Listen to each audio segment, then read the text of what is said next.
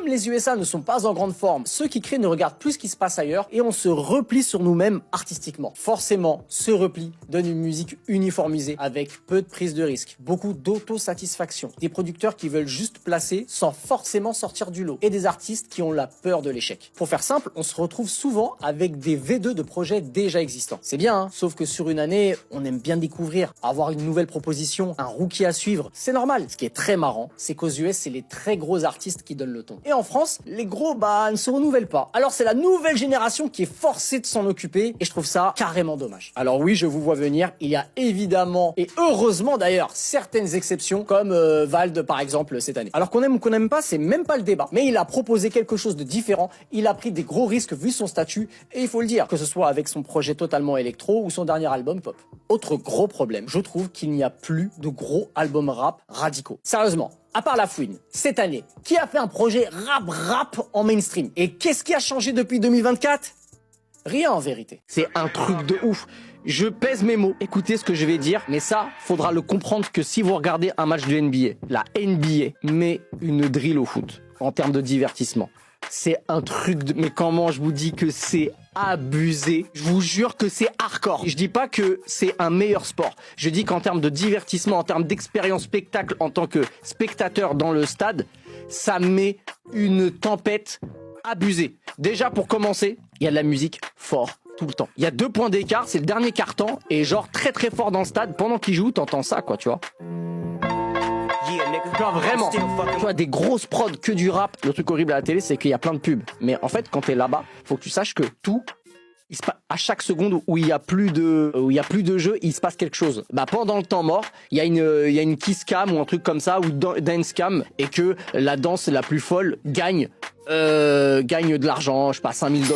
Pendant la mi-temps, il y a un concours de dunk, un concours de trucs à 3 points. Il se passe tout le temps des choses. Et d'ailleurs, avant chaque match, il y a un chanteur connu qui vient avant chaque match chanter l'hymne national. Tu sais que Logo BGT, je crois, ils ont fait un feat avec mon frère. Mais la tête de Wham. Mais le morceau est bien là dans R&B, Amine. Core, Logo BGT, Style Fresh. Ce featuring a existé. Le multivers. Ouais, mais Logo BGT, c'était lourd, hein. Putain, les tals qu'il y avait en showcase à l'époque, c'était une folie. Style Fresh, il était déjà là. Ouais. Après, Style Fresh, là où j'ai un énorme respect pour lui, c'est, regardez les gars, un gars qui a 600 000 auditeurs, qui a des 16 000, des 41 millions, des 20 millions, des 20 millions, des 11 millions, des 40 millions, 15, 18, 16, 6. Les gars, vous vouliez ou non, c'est le mec de cette génération qui a fait la meilleure transition. Moi, ce titre-là, comment je le trouve énervé. Ça y est, fait écouter Colonel Réel. Respect, Colonel Réel.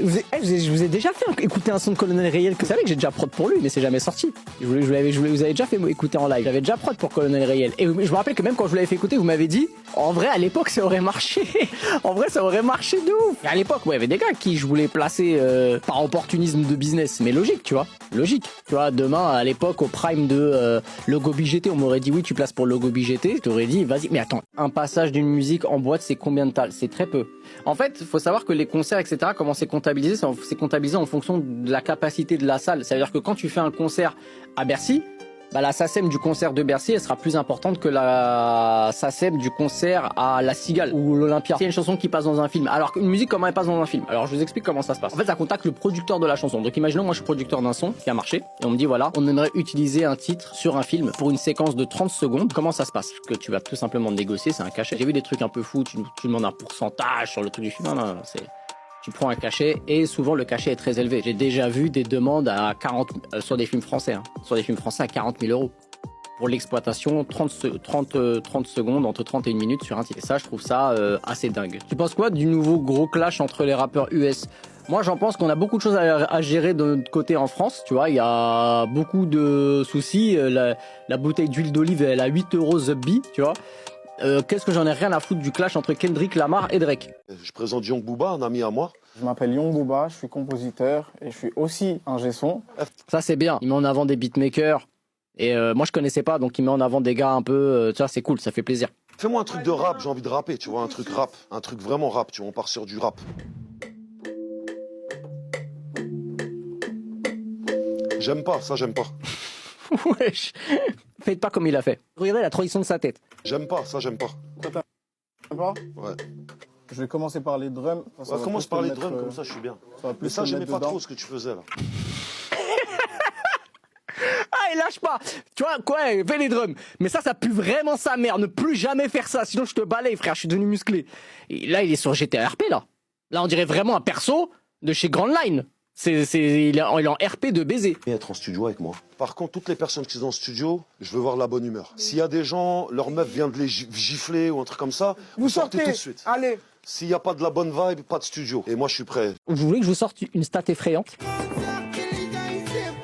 Il fait un reveal de la tracklist de l'album avec SDM, Morad, Adil, Moubarak, Wari et Kamikaze. La stat est la suivante. J'ai vu un article qui date de l'année dernière d'un média rap dont j'ai oublié le nom, donc désolé les gars, qui disait le nombre d'artistes qui ont le plus fité entre eux. En première position, parce qu'on va aller plus vite, on va aller très vite. En première position, c'est Jul et Moubarak avec Accrochez-vous.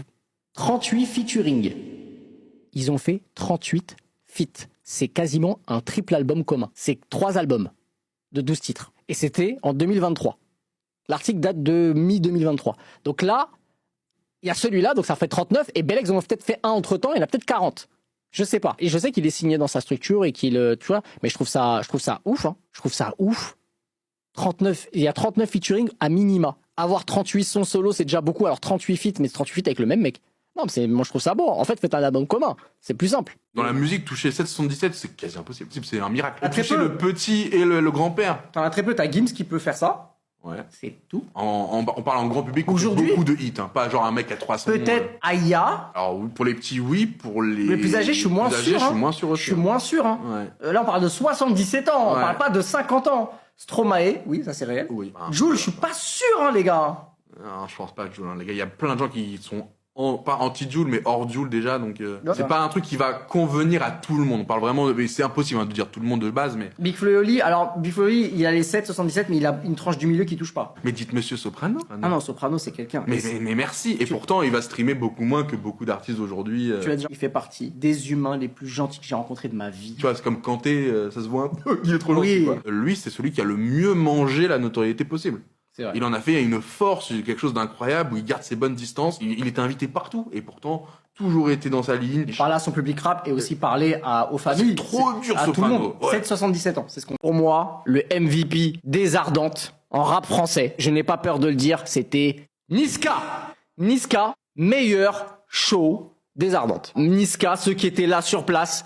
Personne peut dire que c'était pas Niska. Niska, l'énergie. En fait, déjà, le plus grand flop des Ardentes, c'est le public. Je sais pas ce qu'ils ont, alors, il y avait pas que des Belges, j'avais aussi des Français, mais le public des Ardentes, les gars, c'était abusé comment ils étaient endormis, ils voulaient rien entendre. Mais frérot, comment tu payes des 200 balles de billets, des 250 €, des trucs comme ça, pour qu'à la fin, t'es comme ça, tu danses pas? Et Niska, c'est le seul qui a réussi à dire, moi, je m'en bats les couilles, moi. Je vais tous vous retourner. Et il a retourné tout le monde. Vraiment, vraiment. J'ai regardé, j'ai fait, ah ouais, Niska, il est chaud. Wow, Niska, il est chaud. En live, c'est quelque chose. En plus, son DJ, vous le connaissez, les frères. C'est un des DJ du DVM Show. C'est DJ Mist. Ils ont bien répété. Enfin, tu vois, ils ont bossé le show, quoi, vraiment. Et ça se sent. PLK, on n'est pas loin de Niska. PLK, il était dans mon top 3, je pense. PLK, il a beaucoup de tubes. Hein. C'était quelque chose. En fait, c'est un vrai showman. Hein. Gradure. C'est un des meilleurs shows. Mais est-ce que t'as déjà enregistré un son dans ta vie? Ah, t'as un truc? Vas-y, carré. Fais-moi découvrir. Arrête d'être hype, t'as vu? Ah ouais? Moi j'ai fait 2 sons. Là déjà je te montre le Hey. pire. Arrête, c'était il y a 6 ans frère. Ah, c'est Lil Pump. Ouais, c'est du c'est... C'est le gang, c'est le gang, c'est le gang, c'est le gang, c'est le gang, c'est le gang, c'est le gang. Je brasse de l'oseille comme tout James. Avec Mahmoud, je fais de la cocaine. Je suis trop. Après il bouge pas la tête le mec. Je suis le hakim, Ça va être dur non? Ça je sais que c'est un flop. Après, sur ce titre-là, le truc est compliqué. Excuse-moi, mais t'as le pire défaut, Ouais. c'est que t'es pas dans les temps. Après, c'est pas un titre très simple. Après ça je m'en fous, ça je sais que c'était de la merde. C'était il y a longtemps. Les gars, le truc que j'avais fait avec Green Montana, il existe encore ou pas? T'as fait un truc avec Green Montana? Voilà, j'ai fait un live avec Green Montana. Avec Pau, on avait fait un son pour le troll. Ok, ok. Et au final, il avait kiffé. Ah, je vais te dire honnêtement. Mais en vrai, c'est dans les temps. Eh, ça bounce. Mais tu sais que c'est bien. On avait du yaourt. C'est parfait, c'est bon. Ok.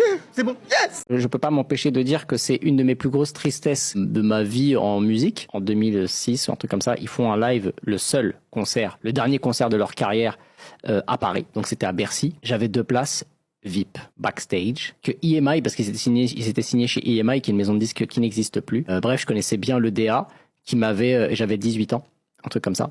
Et il m'avait du coup offert 2 passes VIP. Partons du principe que c'est un vendredi. Et moi, dans ma tête, c'était samedi. Un peu comme le Kaizen de Inox, tu vois. Et en fait, je vous jure, c'est vrai. Je vais dans un resto chinois avec mon frère et on passe devant Bercy. Et on passe et je vois grave du monde. Mais du monde de baiser. Et on parlait du concert. Putain, demain, ça va être le concert de l'année, etc. Et je dis, il y a un big concert la veille de Daft Punk. Mais sauf que je vois des gens déguisés en Daft Punk, tout ça. Mais je dis, mais ils sont là la veille. Tu sais, dans ma tête, c'était impossible que c'était aujourd'hui. Et à un moment donné, je regarde sur mon téléphone. Et en effet, c'était là. Et la place de concert était chez moi. Et c'était à plus d'1 heure. Et j'ai pleuré toute la soirée. Je vous jure que c'est vrai. Et jusqu'à aujourd'hui, j'ai encore la cicatrice ouverte. Et j'ai taffé sur le dernier sketch de Malik Bentala. Oh, sur tonton, on dirait j'ai froissé vos tantes. La bulle, il est blindé, il s'habille comme un entraîneur de DHR. C'est réel. Ouais, c'est un vrai Colors, ouais. Bah ouais. Plus de 18 albums en 3 jours. Les chiffres. La calage fait pao pao pao, la moto fait bep bep bep. Et la vache fait meu et le chat fait miaou miaou. Moi, je suis dans Paris avec Kevin. Je sais plus, on va bouffer en fait. Sur la route, je croise Malik dans la rue en fait. Et Malik, on se connaît, tu vois. Et il me dit, là, j'ai un truc. Faudrait qu'on s'appelle. Je vais faire une parodie d'un truc, etc. Est-ce que toi t'es chaud? Moi je dis bah vas-y ouais. Tu vois. On vient, on prend un tight beat et vas-y tu poses dessus frère. Il me dit ouais mais non moi je veux un truc un peu personnel, etc. Notamment dans l'intro parce que dans l'intro il y a un morceau de Jul, il parle beaucoup, un peu comme ça. Donc les gros fans de Jul, je pense qu'ils ont la ref de son intro à Malik. Mais il y a un titre où pendant longtemps il débite, il parle. Donc si tu es dans la team bulle, tu me soutiens. Merci, je t'aime. Tu me critiques, mange-moi l'oignon, on va niquer tous tes morts. Voilà. Donc en fait, moi j'ai fait que l'intro, tu vois, la guitare. Elle fait trop la belle, ta gadji, elle ressemble à Gendouzi.